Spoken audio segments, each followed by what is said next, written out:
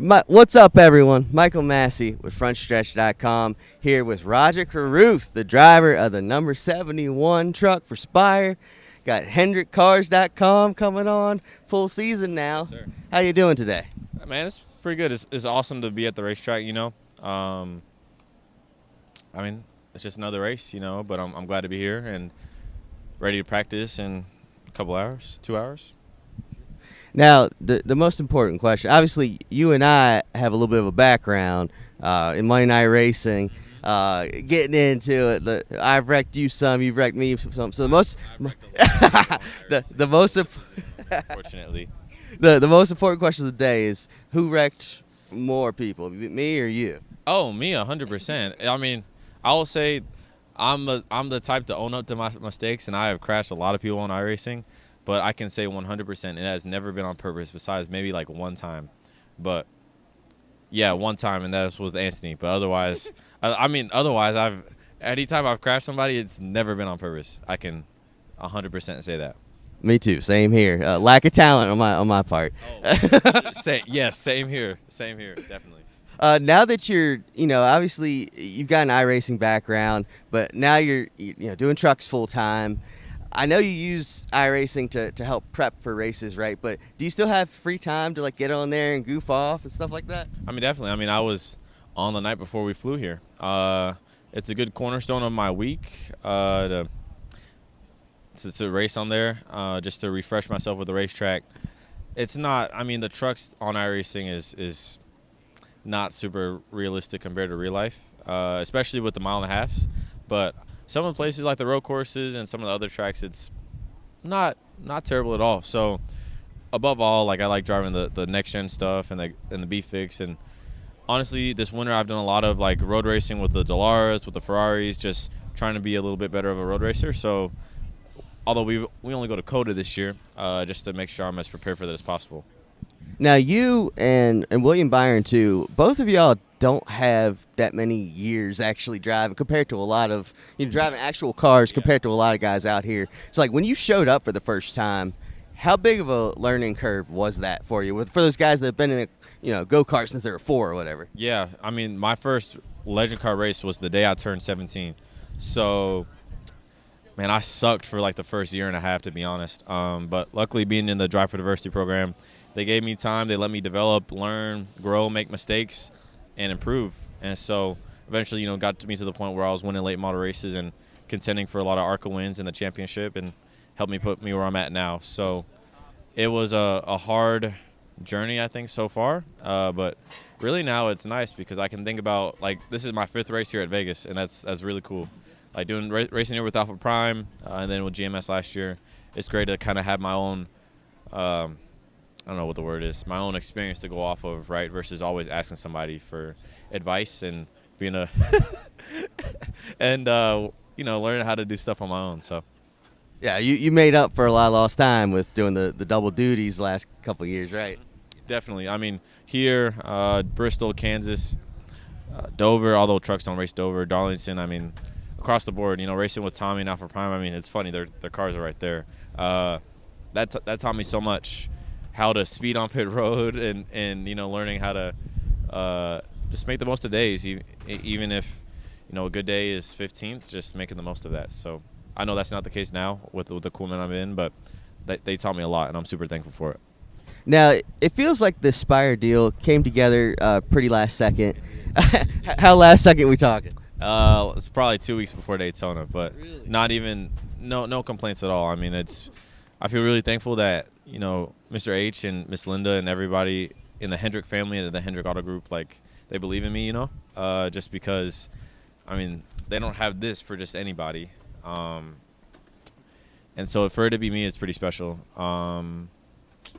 So I feel a lot of gratitude, and I'm excited to continue the strong start to the season this weekend. Now, you ran a couple truck races for Spire 2 years ago, I believe. How different is this organization now? We've seen it blow up since then compared to 2 years ago when you drove a few races. Honestly, there's a lot of differences, right? There's a lot more people. But in terms of the hearts of the people, their determination, the quality of people, no real change. It's just a really good group of people with really good leadership. and everybody kind of pulling in the same direction. So it's an honor to kind of be at this team and have a home for years to grow. And I mean, it's cool because literally, like, my hauler driver in Montana, I had him, as my hauler driver, however many years ago that was. So it's pretty cool being with Gricci and Bono, crew chief, and Nick, but also keeping Chad from last year is awesome. Nice. Now you got Kyle Busch as your teammate. Last week was the first time. What was that like? I'll tell you, that's really cool. Even in the comp meeting last week, just he knows so much about this stuff. And, I mean, man, I can't even – he knows so much. Like, he could, put it together himself, and he has. So to be there and the questions he asked me and asked out of Nick and Chase and I and myself just really pushed us to be better. So it'll be great to go racing this weekend with them and go with them for 3 other races. Is he going to go 5 for 5 this year? Hopefully not. Hopefully I steal a couple. All right. Now, Bubba, did you hear Bubba Wallace when he appeared on Door Bumper Clear a couple weeks ago? Unfortunately, I did. I try to kind of keep my head in the sand with a lot of the social media stuff just because it doesn't help me. A lot of the opinions and stuff don't matter because, they're not the guys putting together my trucks. They're not the people that support me and, that are at the tech center with me every morning. But I did hear it. So yeah. What is that? What for Bubba? He's been your mentor for a while. What would you say is the ratio of like praise to tough love that he gives you? Man, I don't know. I mean, honestly, from my years of playing sports in school and even outside of school, I've really kind of thrived under like a tough love type of approach with some restraint, right? So I think I don't know. It's hard for me to say. A lot of that's between him and I, but I really feel like it was never a big a deal. Like, people blew that way up more than it needed to be. And really, it really just comes down to, like, he wants to see me succeed and do well, and he's going to point out the things that he thinks I can do better and the mistakes he's made, and, I'm really grateful for it. Hey, it wasn't all negative. They talked a lot about, how you're the guy always up on the roof for cup practice, trying to learn, trying to get better. My question is, why aren't more drivers doing that? Man, I don't know. I mean, I've been doing that since I was racing ARCA. I guess I'd speed 2, 3, 4 years ago now. I mean, it's cool because as a race fan, right, you get to watch the races, but I mean, you can see so much from up there, seeing how people develop runs, how people set up passes, the timing it takes for a spotter to make a decision for you, and what literally like what they will say clear versus like, well, technically it is clear, but they're not going to call it because somebody's progressing or digressing, so on and so forth. So I'm up there all the time. Man, like I said, like I try to like not listen to that stuff because I'm like, man, like I feel like a lot of stuff they said like wasn't true. Like it made it seem like I was tearing stuff up every week, which I wasn't. And like I think about like that first Kansas, and from that race forward, I never made any stupid mistakes like that. So nonetheless, like the people that matter are my team and the people that support me. So I just really poured into them this year and try to just improve as much as I can.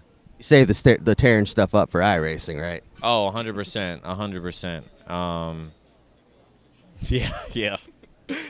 One last question. Something you said earlier was the trucks on 1.5 miles iRacing versus real life is not really comparable. Obviously, the G-forces aren't there for iRacing, but what other differences would there be for the 1.5 miles? Man, I think, like, for one thing, you can on iRacing you can have somebody lay on your door, like literally touching you, and have it not affect your handling. Whereas in real life, if someone even is at your right rear, like half a truck width off of you, or vice versa, like you will get tight or you will spin out. So I feel like that could be worked on. I could go on for hours, right? But the platform is really good, and I'm excited to see, like, they're adding rain next week. Like, I think that's really cool. They're adding Millbridge, micros, something I've really worked on the last couple of years of learning how to do. But I'd say, like, as a whole, like, you're never going to do it perfectly, right? Because there's always changing variables in real life, whether it be aero updates to the trucks and the cars, changes in the racetrack, whether it be due to weather or things of that nature. It's hard to make it perfect, right? But overall, I think they do a really good job, and they've helped me get to where I'm at. Like, without that platform, without its legitimacy, I'm not here at all, you know? So they've done a really good job so far, but nobody's perfect, obviously, but they're going in the right direction, I think. During this interview, everybody in the garage has come up and said hi to you, so you must not be pissing too many people off around here. Seems like you're one of the more liked guys around here. Maybe want to ask some of the Tricon guys, but I mean, overall, I mean, I try to do the right thing as much as I can, right? From if I make a mistake, making sure I have that conversation in person, which I've done every single time, whether it was 2 years ago at Pocono with, you know, Alex LeBay and Mario Goslin's team, to even Bristol with Josh and Mario's team, to, you know, the truck races over the last couple of years. I've just tried to make sure I've done things the right way. And, you know, I can't control how others treat me. I just have to do things the best that I can. How I was raised, how, you know, Chad's telling me how to do things, and that's all I can really do. All right, you've heard that's Rajah Caruth. Catch him all season long in the HendrickCars.com Chevrolet. Thank you. I'm Michael Massie. See you next time. Capture memories with Pawfolio, the ultimate digital pet card experience. Customize, download, and share in 3D magic. Celebrate the joy, milestones, and memories with frames that bring your pet's world to life. Pawfolio, where love thrives in pixels. Explore now at pawfolio.com, because every pet deserves a spotlight. This is Harrison Burton, driver the number 21. Make sure to hit that subscribe button. Also, check out one of these two videos beside me. Visit frontstretch.com for more racing content.